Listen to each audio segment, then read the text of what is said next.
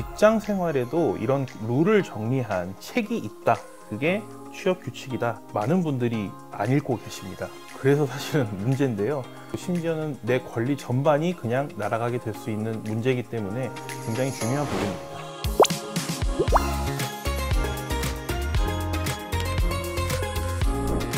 안녕하세요. 여러분의 직장 생활을 더 알차게 만들어줄 MC 장선재입니다. 만약에 회사에 출근했는데 이번 주 금요일은 창립 기념일이라 쉽니다. 이렇게 공지가 딱 뜬다면 여러분은 어떨 것 같으세요? 법적 공휴일도 아니고 이 창립 기념일, 왜 쉬는 걸까요?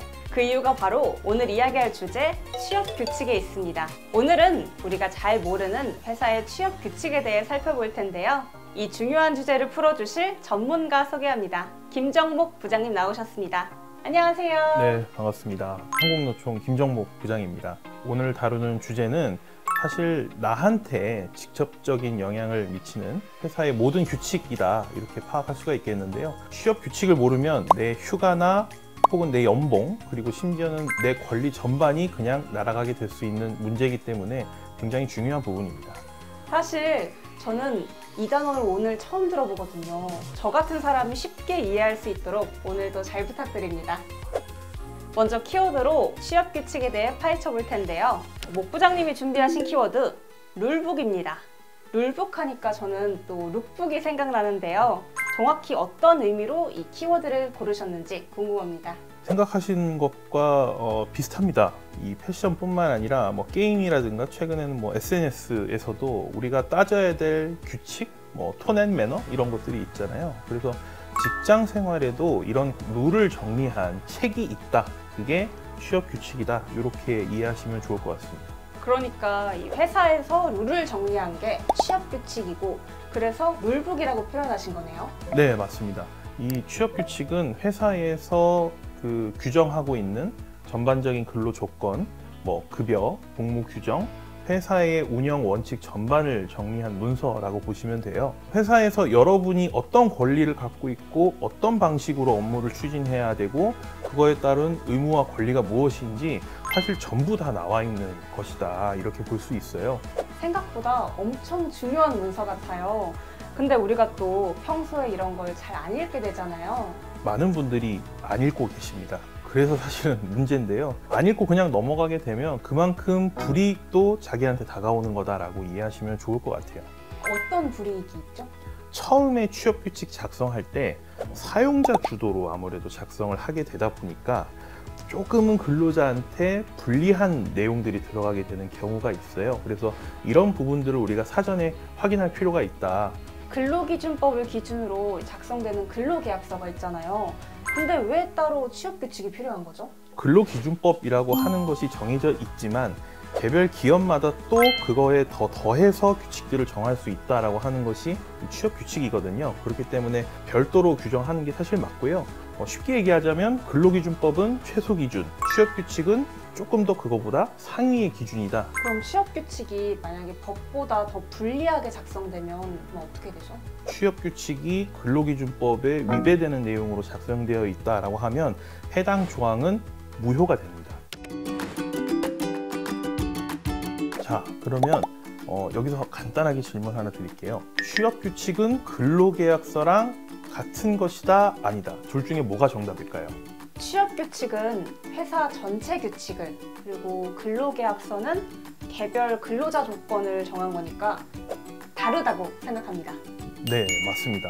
제가 설명을 잘해드리기도 했고 굉장히 공부를 많이 하신 티가 나네요. 취업규칙 관련된 좀 알아두면 좋을 내용들을 제가 좀 따로 또 뽑아놨거든요. 이 부분에 대해서 OX 퀴즈로 한번 확인해 보도록 할게요. 취업규칙은 모든 회사에서 반드시 작성해야 한다. O일까요? X일까요?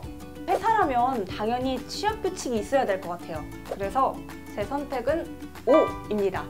굉장히 고민을 많이 하셨는데 정답은 X입니다. 언뜻 들었을 때는 모든 회사가 취업규칙을 갖고 있어야 하는 것처럼 보이지만 우리나라 법상에는 상시 근로자 수가 10명 이상인 사업장에만 취업 규칙을 비치하도록 의무화하고 있어요. 그럼 상시 10명 이상일 때만 작성 의무가 생기는 거였네요. 그럼 만약에 작은 회사는 어떻게 근로조건을 정하나요? 보통 작은 규모의 사업장 같은 경우에는 그 취업 규칙이 아니라 근로계약서를 통해서 근로조건을 제시를 해요.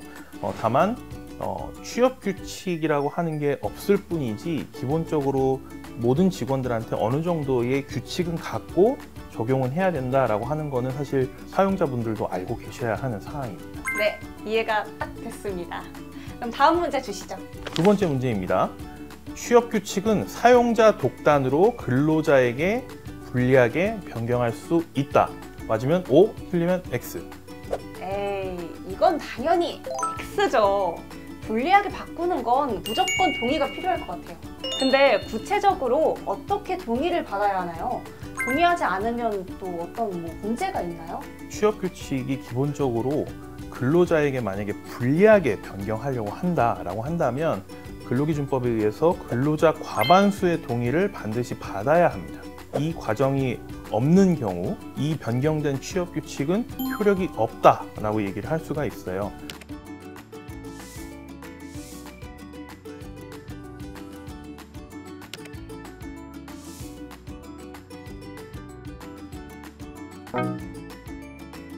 따라서 사용자도 취업 규칙이 좀 더 불이익하게 변경되는 부분에 대해서는 좀 신중하게 고려하셔야 될 겁니다. 근로자도 알아야 하지만 또 사용자가 꼭 지켜야 할 부분이네요. 마지막 문제 드리도록 하겠습니다. 취업 규칙은 근로자가 언제든 열람할 수 있도록 공개되어 있어야 한다. 맞으면 O, 틀리면 X입니다. 이건 무조건 O입니다.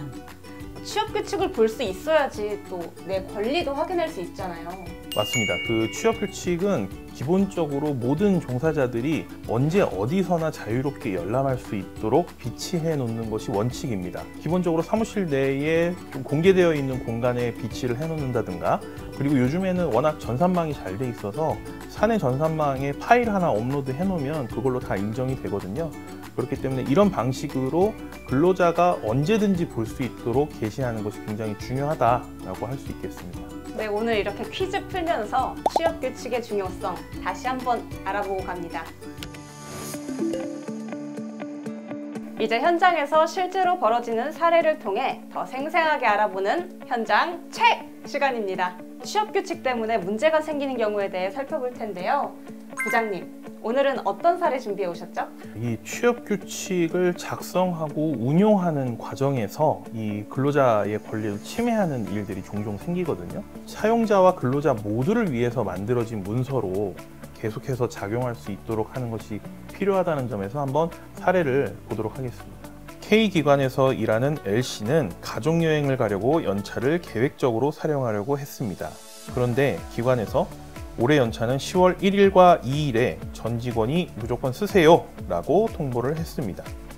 L씨가 항의를 하자 기관에서는 우리 취업 규칙에 다 있어요. 전 직원이 같은 날 연차 쓰는 거니까 문제될 게 없습니다 라고 답변했다고 합니다. 또 어떻게 쉬는 날을 일괄적으로 정하죠? 취업 규칙이 명시되어 있다고 하니까 나만 안 쉴 수도 없고, 그럼 이 사례는 그냥 따를 수밖에 없는 건가요? 절대 아닙니다. 연차 휴가는 기본적으로 근로자가 자신이 원하는 기간에 자유롭게 사용하도록 하는 것이 원칙입니다. 취업 규칙에 그런 내용을 규정을 한다고 하더라도 아까 말씀드린 것처럼 근로기준법에 위배되는 부분이기 때문에 이 규정에 대한 효력 자체가 발생하지 않는다라고 하는 점을 기억하셔야 됩니다. 그럼 L씨가 직접 기관에 이건 근로기준법 위반이다 이렇게 말해야 되나요? 사실 개인이 기관에 직접 이 부분은 위반되니까 고쳐야 돼요 라고 감히 말할 수 있는 용기 있는 분은 사실 잘 없어요. 가장 중요한 부분은 노조가 있는지 없는지 이걸 먼저 파악을 하셔야 되고요. 기관에 노조가 있다면 노조가 그 부분에 대해서 대응을 하시면 좋을 것이고, 노조가 없는 경우에도 우리나라 법상에는 노사협의회를 반드시 설치하게 되어 있습니다. 이 노사협의회를 통해서 이 문제에 대해서 해결해 달라고 공식적으로 요구하는 것이 가장 현실적인 방법이고요. 제대로 해결이 되지 않는다든가 하면 사실 가까운 노동청에 직접 신고하시는 게 좀 더 바람직하지 않을까 생각합니다.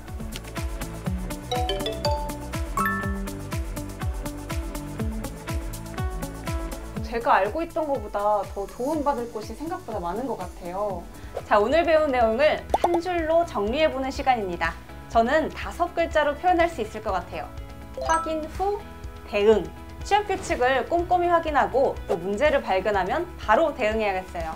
부장님, 마지막으로 오늘 주제에 관한 한 줄평 부탁드릴게요. 규칙은 좀 지킵시다 라는 점을 꼭 말씀드리고 싶습니다.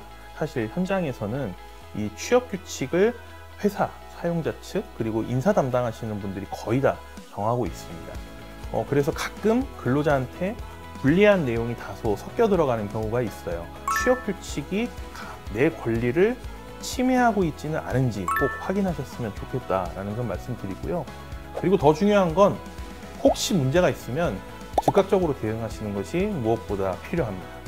네, 적극적인 대응 잊지 마시고요. 오늘의 이야기가 여러분의 직장 생활을 더 나은 방향으로 이끄는데 도움되셨길 바랍니다. 저희는 여기서 인사드릴게요. 감사합니다.